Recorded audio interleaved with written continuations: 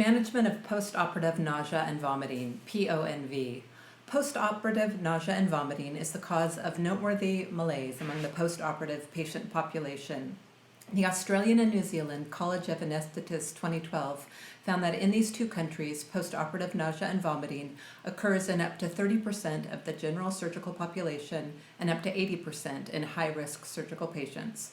Additionally, Gan et al. 2014 has linked PONV to unforeseen admissions of day surgery patients to the hospital, a rise in a patient's discomfort level, mobilization and discharge setbacks, and overall patient discontent with the surgical experience. While nausea does increase the anxiety level in patients, postoperative vomiting can lead to more dire complications such as aspiration, dehydration, and wound dehiscence, to name just a few.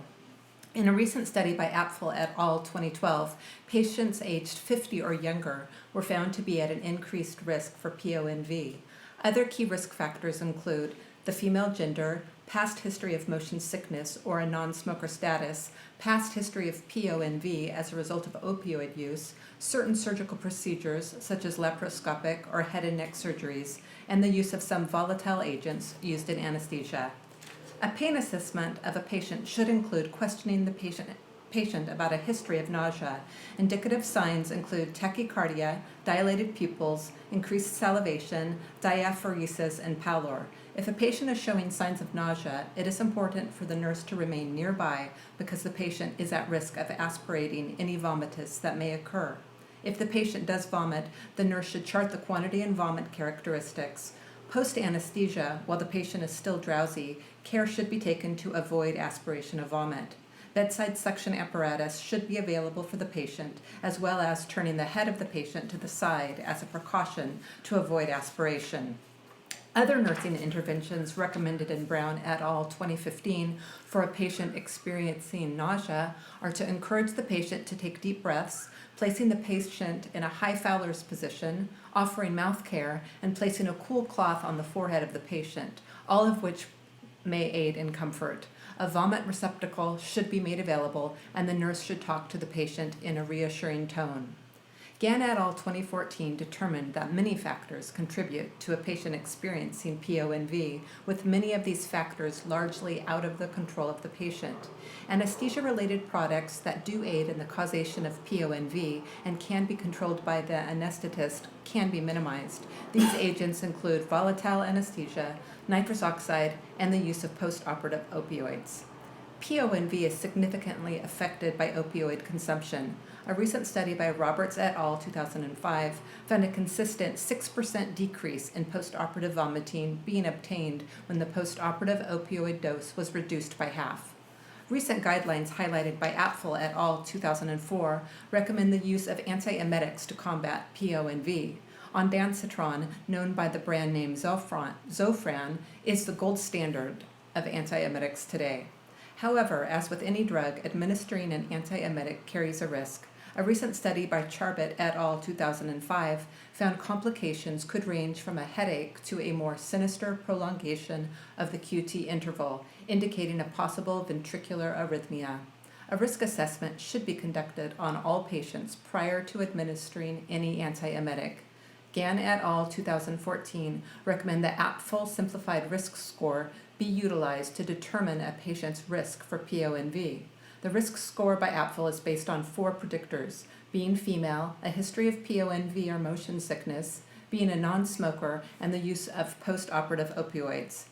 Several non-pharmacological methods for decreasing PONV were analyzed by Gan et al. 2014, which found music therapy, inhalation of isopropyl alcohol, intraoperative gastric decompression, proton pump inhibitors, and the administration of the nicotine patch to non-smokers to all be non-effective in PONV prophylaxis.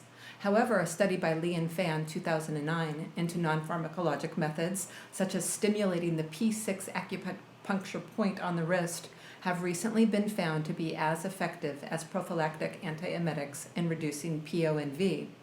In a recent study by Maharaj et al. 2005, a decrease in PONV in surgical patients has occurred when suitable intravenous fluid hydration levels were obtained. In another study highlighted by Gan et al. 2014, naloxone in low doses has been proven to reduce PONV in adults and was shown to greatly reduce opioid-related adverse effects such as nausea in both children and adolescents. Lastly, Gan et al. 2014 pointed to a recent meta-analysis that determined ginger provides effective care in PONV prophylaxis with a fixed dose being administered 1 hour prior to induction of anesthesia. The Gan et al. Consensus guidelines show that in recent years, antiemetic drug costs have decreased dramatically. This is due to generic brands becoming available.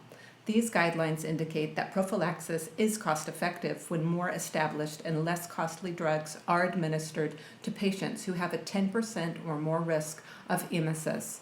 So why does PONV remain unsuitably treated in the hospital setting?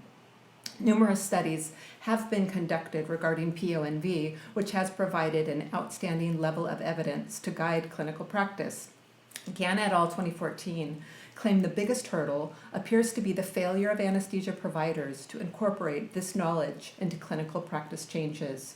In order to get PONV more suitably treated in the hospital setting, it is recommended that the risks and benefits of prophylaxis be underscored as having a high level of clinical importance.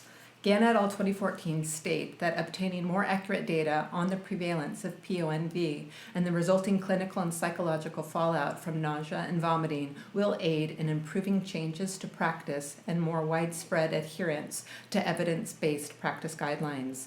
The consensus guidelines found too many PONV studies to be redundant, with the expert panel strongly suggesting not continuing down this pathway.